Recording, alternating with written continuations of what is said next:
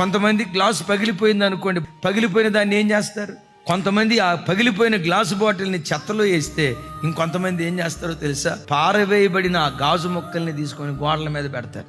ఒకప్పుడు ఊరిలో చెత్త అంతా ఎక్కడెక్కడో పడేసేవాళ్ళు. టెక్నాలజీ వృద్ధి పొందింది. అద్భుతం. మనిషి ఏం చేశాడో తెలుసా? మనుషులు పారవేసిన చెత్తలో నుండి విద్యుత్ శక్తిని పుట్టించాడు. నా మాట నమ్మం.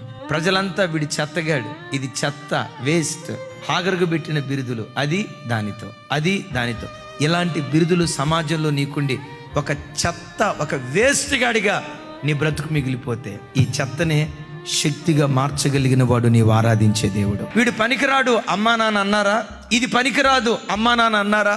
ఉద్యోగ స్థలంలో వీడు యూజ్లెస్, ఎందుకు పనికిరానోడని ఒక పనికిరాని వస్తువు పారేసినట్లుగా నిన్ను పారేశారా? ఒక మాట, నా దేవుని చేతిలో పడు, పనికిరాని నిన్నే ప్రయోజనకరమైన పాత్రగా దేవుడు మార్చుతాడు.